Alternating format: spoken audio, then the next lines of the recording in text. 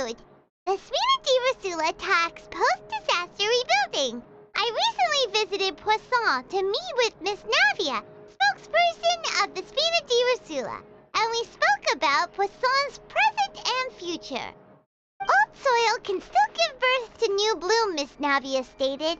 Hope is like seeing a small cookie when you're starving late at night. You just need a little of it. Skyship Winglet, lunar brain of the Fontaine Research Institute. The various disputes that have arisen on account of Mr. Edwin have suddenly become a shield over the Institute, with Jurier turning out to be a once overlooked hidden gem. People always call the first researcher mad, but few know what to call the second. And should that latter person achieve a miracle, they would find it all the harder to find a word with which to classify him and his team. Wow! Paimon barely recognizes the people in the reports. Are those really Jurier and Navia? They sound like real big shots. What do you think? Pretty enthralling, huh? The Steambird's idea was pretty simple. With the disaster just having passed, we would print a free edition packed to the margins with good news to calm people down. The value for these big scoops lies in their inevitable follow-ups. We'll publish further reports and go into the stories behind those people. Edwin's assistant, Jurier, created a true flying ship, while Navia is leading people in the reconstruction of their home. I'm sure that these stories could draw even your well-traveled eye. Paimon's curious too! Wait a minute. Didn't we watch everything happen from start to finish? What's there to be curious about? And that's exactly why I'd like you to come conduct interviews with me. You're the best incubators of news, if you haven't noticed. And also, with you around, I'm sure I'll get to see that Duke. Are you sure? Hasn't he turned you down several times already? Oh, this time will be different. Come on! Let's head to Poisson first, and then make a trip to the fortress. There are some things you'll only know when you get there.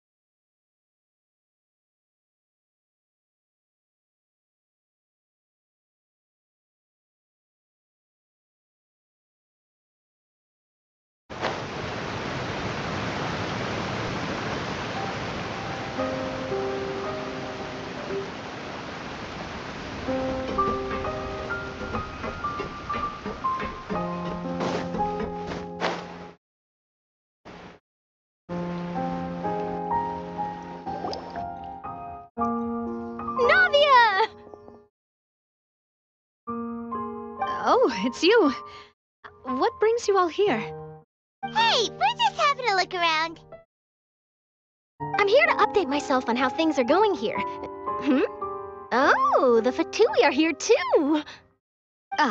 Let me introduce you. This is Mr. Garunt Snezhevich. He represented the Knave in sending us a large amount of supplies, and is helping with our work. Our residents are hard at work as well. Thanks to everyone, work is progressing nicely. We've lost a lot of people, but we're moving forward. That will have to be enough. Hello, Miss Charlotte. I'm a big fan of yours. I especially like that article you wrote last year about Fontaine's stray cats. But if you don't mind, could you not emphasize our role too much in your report? It's not charity we're doing here. We just happen to share the same interests as the Spina. I get where you're coming from. I'll keep it as simple as possible. Or would you be willing to feature as friendly neighbors? That would be fine. Thanks. Oh, you're back too. How are things? We finished laying down the construction materials. It'll be another hour before the workers are able to go over there. Huh? You're here too, Clorinde? Well, her reputation's greatly risen after that whole duel business with Miss Farina, so she's here in Poisson to wait out the heat. All right. She really came here to help me out. There's too much to consider in the reconstruction of Poisson. The Spina has need of more decision makers. And, well, I do already happen to be connected to Mr. Callis. Oh, wait just a moment. Do you mind me asking a few questions? You know, about how you felt before the duel, about what it was like facing down a god. There's lots of exciting material there, I bet. Forget it. I'm sure you can find a better theme than that, Miss Charlotte. I see you're the same as always. Couldn't you do me a favor, for Navia's sake?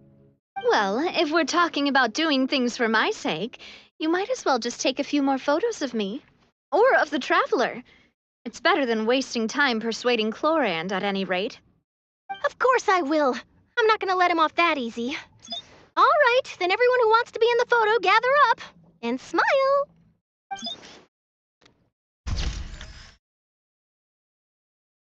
How did it go? Was it a good shot? Did Paimon look cute in it? Not bad. Your addition really helped the composition of the picture. All right, hang on a moment. Let me snap a few more shots.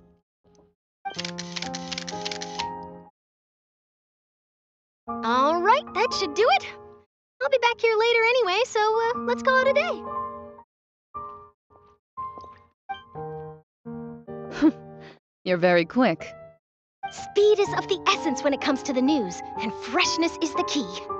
Also, not to brag, but I'm pretty good at building connections. Who knows? I might eventually get that interview with you after all, Miss Chlorand.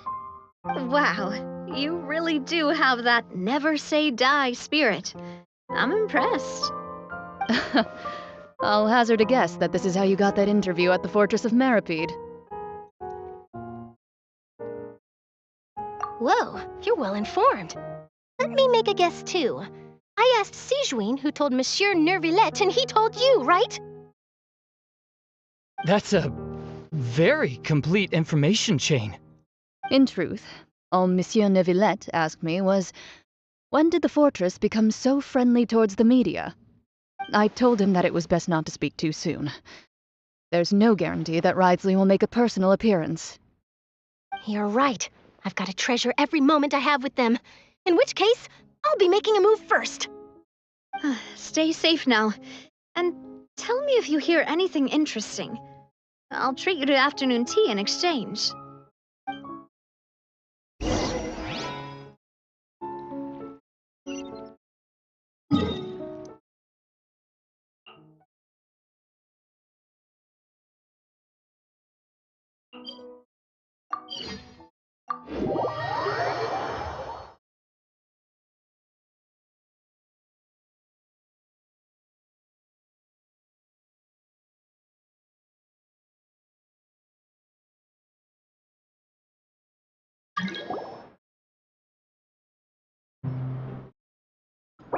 Wow, guess we're here again, huh?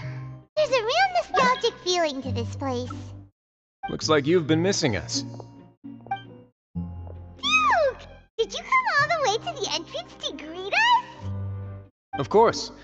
I'm here to welcome you and our dear Miss Charlotte, whom our good head nurse recommended to me. It's an honor to finally meet the much-rumored Duke. Thank you for consenting to my visit to the fortress, sir. No need to thank me. But that said, I shouldn't be the focus of your interview. I trust you recall our agreement? Of course, of course. All right then, this way.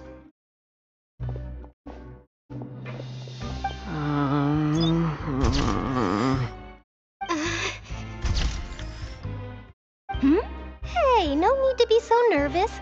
I've already taken all the photos we need. Miss Charlotte, do these pictures really need to be published on the cover of the Steambird? It would seem that Miss Lorvine doesn't want her face to appear beside that of Mr. Jurier, Sir, please don't say things like that. But it looks like dear Mr. Jurier denies it. Might this interview be very important to you then? No, I just... This is my first time being interviewed, and I'm very thankful to the Steambird for... Now, I might not look it, but I actually did meet Mr. Edwin once. And I'll be honest, I enjoyed chatting with you more. You've definitely got more of that genius vibe going on. The boat that brought about a miracle, the ark that saved the people. Why, you recreated a myth back there, like an emissary of legend. Still, if I might ask, where's that flying ship now? Huh. Looks like Charlotte's trying to get herself another exclusive scoop. I have to apologize, but that ship is presently in the bowels of our factory. I'm afraid it won't be easy for you to get a shot of it. Really? Well, then in that case, could I have an interview with you to make up for that loss?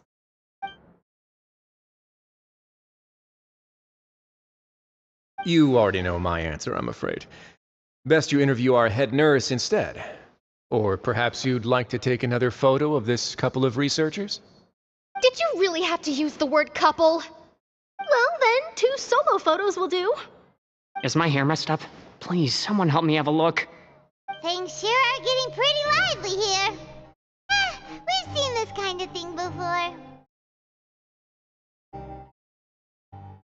Oh, seems like everyone's here. Would any of you like to try this new drink I came up with? Ah, Siegeween. Hey, Miss Charlotte. Why don't you, take some pretty photos of our head nurse? Sure. Come on, Miss Siegeween, over this way. Let's find a brighter spot. Huh? Sure. Do I have to smile? So, how have things been at the fortress?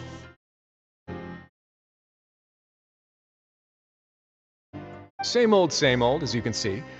Fontaine's undergone some changes, but this place is still more or less the same. Other than that flying ship, it got a tad too much attention, I think. That's why I decided to let the interview go through. We should direct more public opinions toward the behind-the-scenes heroes. Am I right, Mr. Jurrier? Miss Lurvine? You're too kind, sir. I believe that you too should have your day in the sun. Not that you would want that, which is a pity. I'll just leave the spotlight to you two.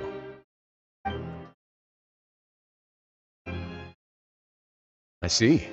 Lots of things happened that day, huh? Anyway, regarding that Harbinger, I'm not sure you remember, but his 3 young followers are still waiting for his return. He sure did win them over, huh? I'll tell them that there's good news and bad news. The good being that their boss seems fine, and the bad being that they must face extended sentences for abetting his escape. Oh, actually, what about you? Are things gonna change for you too? What change can there be? The fortress will keep chugging along, and so will my duties. As to what Miss Farina's departure will mean for the nation, and if our laws and governance will be transformed, we'll leave those to the folks in the overworld. Hey everyone, the photo shoot's done. Good. In that case, let's call it a day here. Thanks for your cooperation. Come on, Traveler, let's go. Till next time, everyone. There'll be a next time? Maybe. Who knows? I might write a story about the underwater factory next time. Until then. All right, last stop, the docks.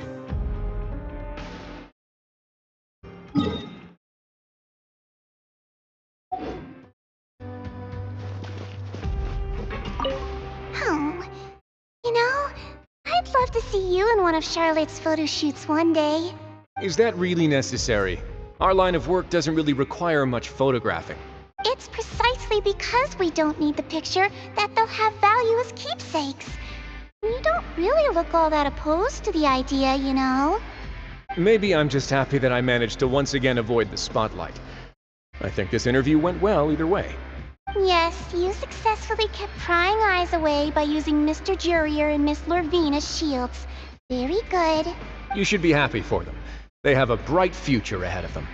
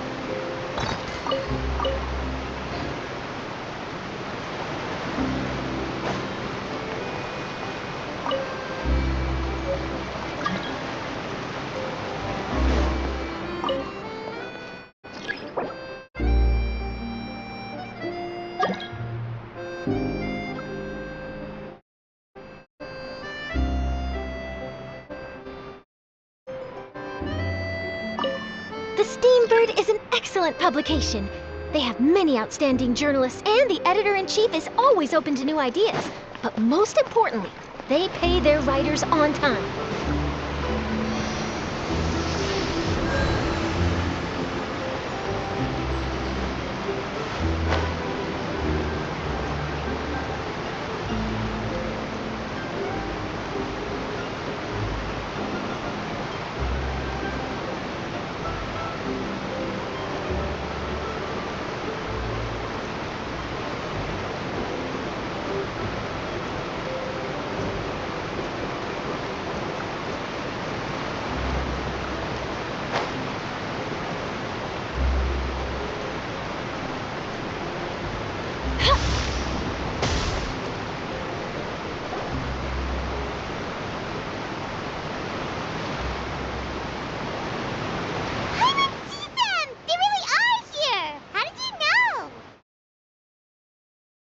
Navia mentioned that she stayed in touch with Linny and the others after working together. Apparently, they've been at the docks distributing these strange pockets the whole time since. Traveler, Paimon. Ah, and Miss Charlotte, too. Would you like a magic pocket? What sort of gadget is it? It's a wondrous bag that can be used to carry many things. The water level has returned to normal, but if you see any of your things floating around, you can use this to carry them. Or you could trick a friend into doing it for you. Trick a friend? I wonder which of my friends would fall for that. You could just make a friend like Fremine here. Isn't that right, Fremine? Is this what you meant by, I'll help you make some more friends? To be honest, that sounds pretty sweet. Could I have your contact, please? Sure. Please, write down my address. You sure are working hard to help Fremine socialize. He was the one who proposed doing this. He even wants to assist in our magic shows. Yes, I was planning to first introduce Pear as an assistant, and later Fremine himself. In the future, I think we can leave underwater escape magic to him too. That said, would anyone want to see a diver escape underwater? Oh, it'll work out. Every journey begins with the first step. He'll become a part of our show eventually. Lynette, could you come over? Miss Charlotte says she wants to take a picture of us. Got it. My, that Charlotte is rather perceptive. She got rid of everyone the moment she realized I had something to say to you. So, how have things been, Traveler? Father says that you did a great deal during the latest events. She's very grateful for your contributions to Fontaine. That's all right. We were more than happy to help. So, what's she doing now? Oh, I guess you haven't heard. Well, after Lady Farina left, Father and Monsieur Neuvillette opened negotiations, during which he gave Fontaine's gnosis to her as a diplomatic gift. A diplomatic gift? A gnosis? Yes, I was quite surprised at first myself. But when I thought it over, there were actually a number of things going for it. It could have been done as an apology for the incident with Lord Child, or as thanks for his help in tying the all-devouring narwhal down. Furthermore, Father did also lend significant aid to Fontaine and Poisson. Well, that's true, but this is a gnosis we're talking about. Doesn't this seem a bit irresponsible? I would agree, but I've also heard that it seems that Monsieur Neuvillette has had a significant change of heart regarding the matter. So there's some reason for this that only Neuvillette knows about? I suspect you'll have to ask him about that yourself. Ah, yes, speaking of which, I did see him strolling around the entrance to the Fortress of Meripede a while back. Isn't he real busy and stuff? I didn't think he'd have the time for that. But back to the topic. The gnosis was given to the knave, right? What about Child? They say that he's returned to Snezhnaya to recover from his wounds. I hear that the recent disaster really did a number on his health.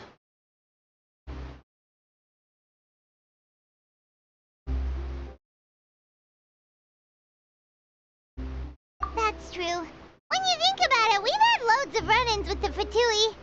I think we'd be allied with them this time. So shocked by such a simple switching of sides?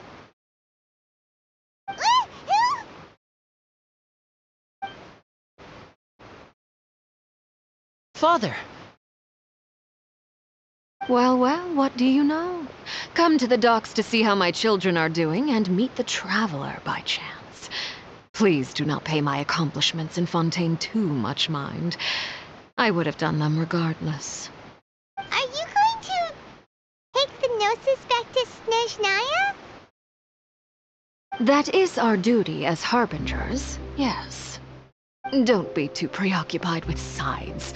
The goal of the Fatui concerns not a single place or person, but the entire world. With such a grand goal in mind, it is inevitable that we must wear many masks. Switching my masks is something I've always done. Well, that depends on many things. No one truly knows what the future holds. What good is honesty if you can't rely on it forever?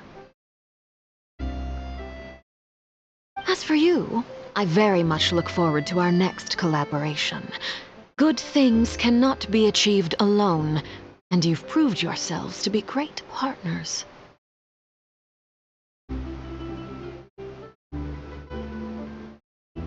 A vision?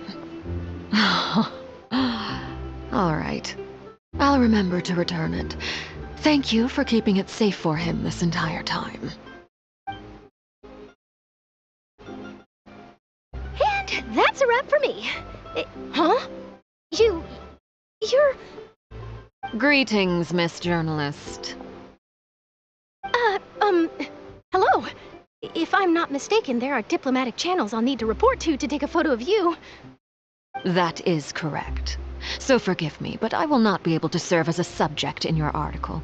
However, feel free to write as much as you'd like about our dear magicians and our upcoming rookie talent.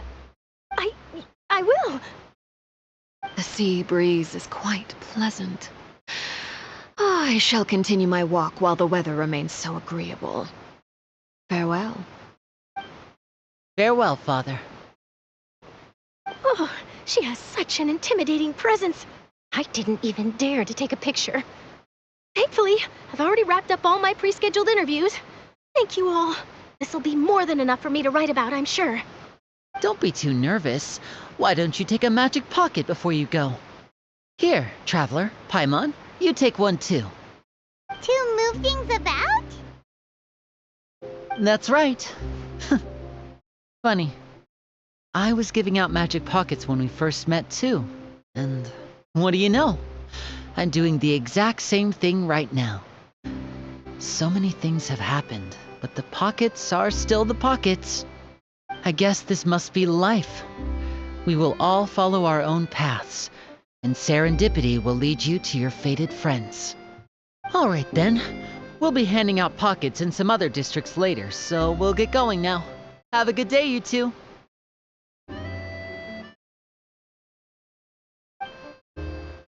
Well, guess we sent Charlotte off. Shall we go see what Neverlette's doing? I'd probably be not so busy that he doesn't have time to chat anyway.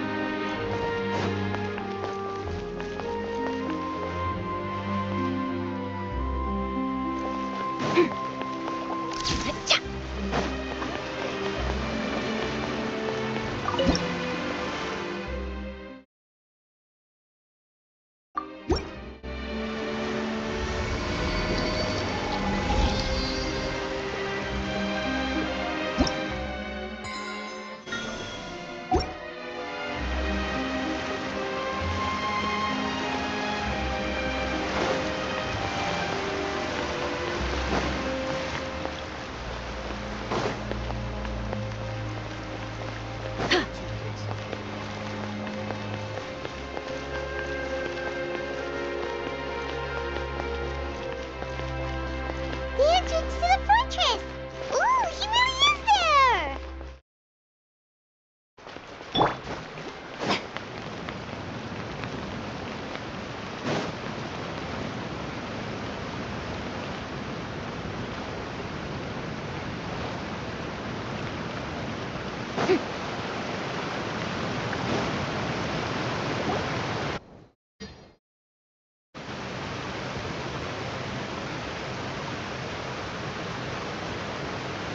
So, you really are here, Neuvillette! Paimon didn't think you were going to have free time this hour of the day. Really? Oh, I suppose you must have met Mr. Linney. He took the time to greet me earlier when he passed this way. In any case, you came at a good time. I was just considering reaching out to you to set up a meeting, so I may explain some things that I haven't had the time to before. Aw, Paimon's glad that you remembered. Thank you for keeping us on your mind, what with you being busy and all. Alright, let's have it then. How was Fontaine actually saved? The whole business is still quite the mystery to us. It is strange how words can often leave a bitter taste in the mouth when it finally comes time to say them out loud.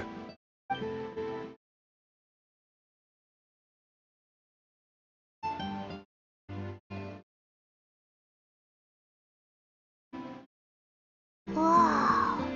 So that's what happened?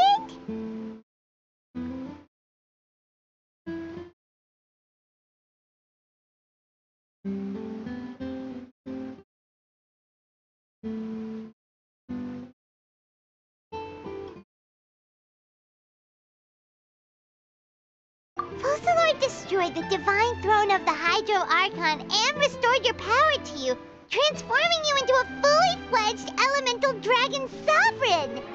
But Paimon still doesn't quite get what you did to save the Fontanians from dissolving. For me, the authority of the ancient dragons refers to absolute control over the hydro element.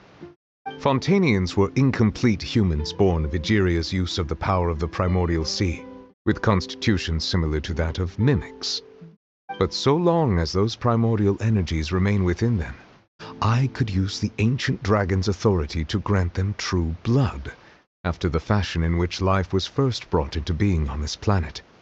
In other words, when I gave my verdict, Fontanians became true humans, and thus would naturally no longer be dissolved by water from the primordial sea. Focalor must have counted on you to make that decision as well. Your verdict was the key to making the prophecy appear to have come true while saving everyone. Yeah, and in a manner of speaking, Focalor finally managed to fulfill the original Hydro Archon's wish to turn Oceanids into real people too! It seems from your expressions that you still have more things you wish to ask. Ask away. I will tell you the truth as I know it. I have investigated his case along many avenues, and I have learned that he once fell into an unknown chasm when he was young. There, by chance, he awakened the all-devouring narwhal. But whether it be by sentiment or reason, that should not have been enough to consider him the root cause of the disaster. At most, he would have had tangential liability. As for the judgment passed by the Oratrice during the trial, whether it was due to that liability by association, or Focalors deliberately using him to buy time for us on the assumption that he would be able to hold the creature off, I cannot say. Guess Focalors had Fontanians in mind the whole time. In the end, it was thanks to her that they finally became real humans. Hang on a second. Paimon suddenly got another question. Back when Fontanians hadn't yet become real humans, were the children they had also transformed Oceanids? Life has always flowed like water.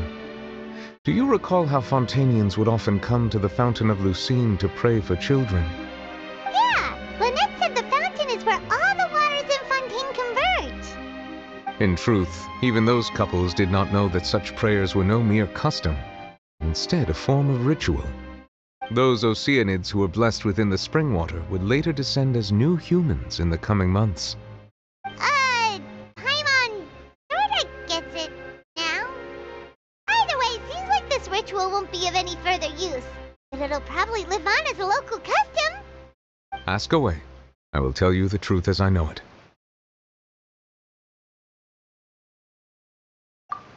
Oh, that's right! They say you've given it to the knave as a diplomatic gift or something. Leaving aside their intentionality, the two Fatui Harbingers have indeed done much for us during this crisis. Their sole remaining goal in Fontaine, at least at this point, would seem to be the Gnosis. The Oratrice has ceased to function. The Hydro Archon's divine throne is now no more, and I do not need the Gnosis's power. As such, it has lost all meaning for Fontaine. If the Fatui have impure designs, we might as well accede to their request now, and avoid unnecessary conflict. What complicated considerations? Paimon thought you were just giving it to them out of gratitude to the knave and as an apology to Child. Ask away. I will tell you the truth as I know it. Yeah, about that. Risley said Farina has already left. What's that all about? Ah, Lady Farina. The people are only aware that her death sentence has not been carried out. She abdicated the post of Hydro Archon and left affairs related to that title to me, before leaving the Opera House. I related Focalors' words to her faithfully and completely. After hearing them, she seemed neither saddened nor comforted. She simply said that she was tired and needed to rest. Having said that, she then packed her things and moved out of the Opera House, not unlike how an ordinary person might. But she's still got a place to stay, right? You need not worry. I will make arrangements to ensure that she will not want for food, clothing, board, or travel. In truth, I am somewhat happy for her. The wear and tear on her spirit will, of course, take time to heal. But now that she no longer has to play the role of Focalors the Hydro Archon, she can finally lay down her burdens and lead a normal life. What about you then? What are your plans now that you've regained your full powers as the Hydro Dragon? After Focalors passed on, the Oratrice also ceased to function. This matter will directly affect our trials. After much careful consideration, I've decided to take over its role in our courts. From now on, I shall hear cases and pass verdicts by myself. Looks like you're still considering stuff from the perspective of the Udex, huh? As an elemental dragon, there are indeed many things that I must do. But this power and this duty, in a manner of speaking, you could say that both were granted to me. As such, before I attend to my other responsibilities, I must first and foremost continue to serve Fontaine as its highest judge. The duty of the Hydro Sovereign and the duty of the Udex shall coexist within my person. Additionally, the Hydro Archon's departure has brought about another problem, which is that the Opera House shall no longer produce indemnitium. That's true. That power was derived from the people's faith in the Hydro Archon, wasn't it? Wait, but the various mechs and machines in the city are all still okay. Where are they getting their energy from? As I am now, I have full command over New Musia, and it can serve as a complete substitute. Another reason why I cannot quite leave Fontaine immediately. Wow. This ancient dragon's authority stuff is really quite useful, huh? Ask away. I will tell you the truth as I know it. You will soon be heading to Natlan, I presume? I'm afraid that I have little talent as a travel guide, so all I can do is tell you what I know about that land. As far as I'm aware, Natlan can be said to be a nation of dragons. A nation of dragons? You mean like you? No, I suspect that I would not find myself welcome there. Unlike ancient dragons such as myself, the dragons of Natlan have undergone long years of development and evolution. Large numbers of them have entered a form of coexistence with humanity. Natlan is also the nation of war. War ravages those lands like an undying flame. There is one other piece of information I got incidentally from my negotiations with the Knave that I believe may be useful to you. The Harbinger known as the Captain has thrown his hat into the endless ring of war. The captain. Sounds like a real tough customer. Seriously, everywhere you look, there's a Fatui Harbinger doing their thing. I suggest that you fully prepare yourself before going to Natlan. In the meantime, Fontaine's doors will always be open to you. Ask away. I will tell you the truth as I know it. Hang on a sec. Paimon's still got a question about the Gnosis. When we spoke to Lenny earlier, he mentioned that your attitude towards giving away the Gnosis had clearly changed. We guessed that there might be some reason for it that only you were aware of. No wonder the House of the Hearth is the Fatui's intelligence division. They are certainly sharp. So regarding this specific issue, I was just getting ready to share something with you. What is it? In truth, I exchanged some further words with that lady named Skirk after sending you two back to the surface. It went something like this.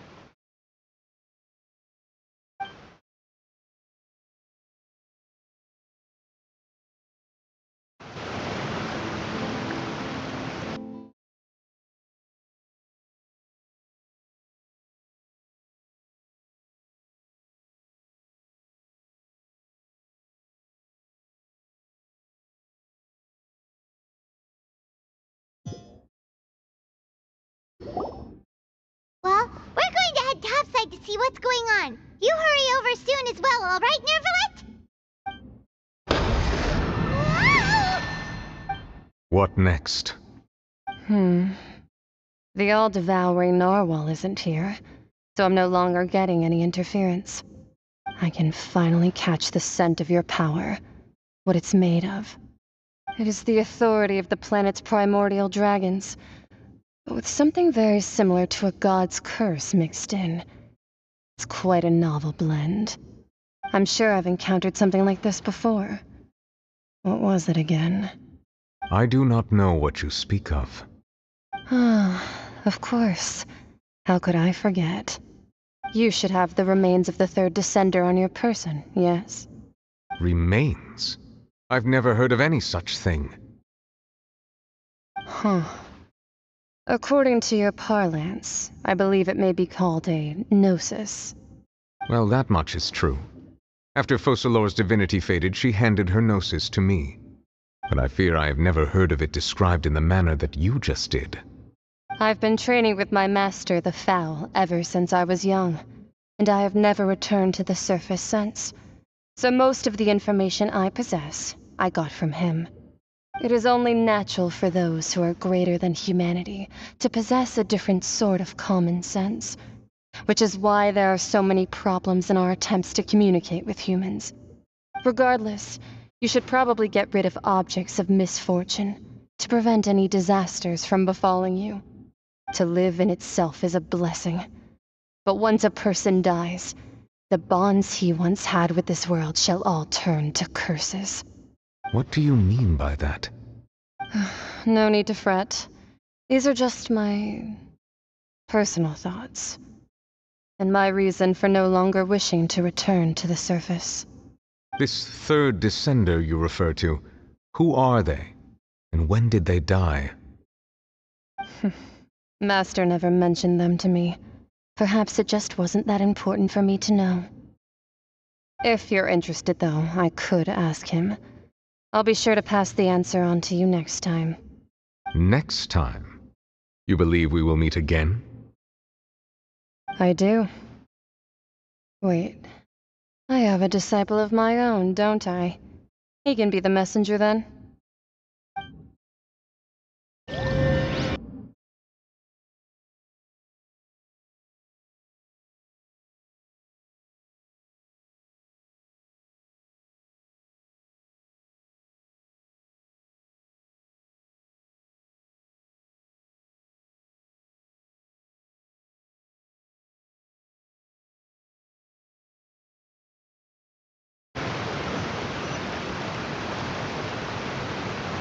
That's what she told me.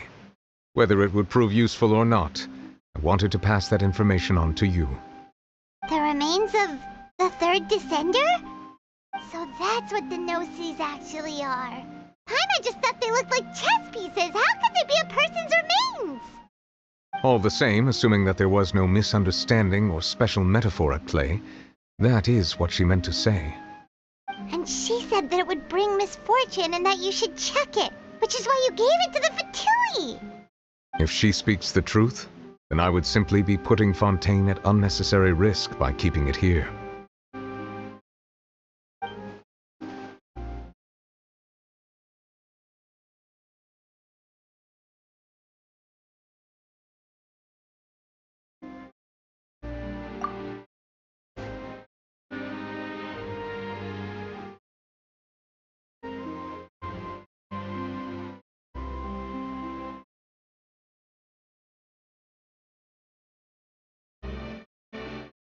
I had guessed that you might already be familiar with this concept, but I did not expect you to be one of them. That means that the Gnosis, which are exceedingly element-compatible and can even enhance elemental abilities, do indeed come from the third descender. I wonder, does your body also possess similar properties? Like being able to use elemental powers without a vision.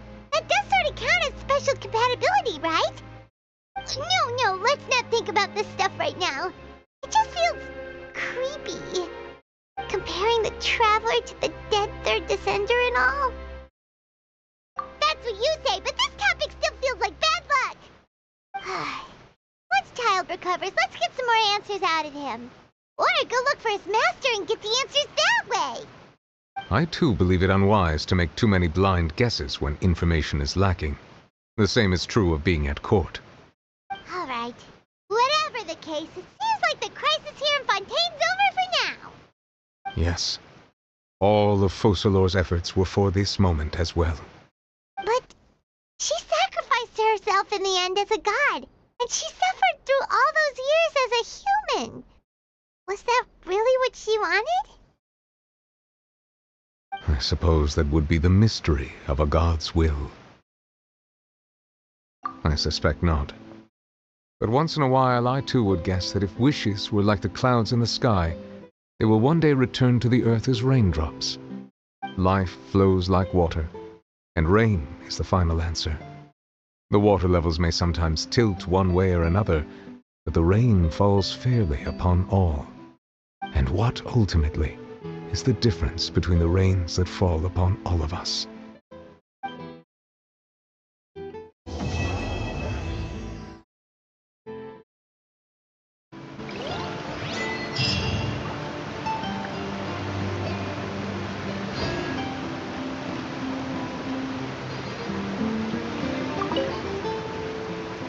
It seems from your expressions that you still have more things you wish to ask. Ask away. I will tell you the truth as I know it. Oh, that's right! They say you've given... Leaving aside their intention, their sole remaining goal in Fontaine, the Oratrice has ceased to function. As such, it is lost. If the Fatui have... Ask away. I will tell you the truth as I know. I suggest that you fully prepare yourself before going to Natlan. In the meantime, Fontaine's doors will always be open to you.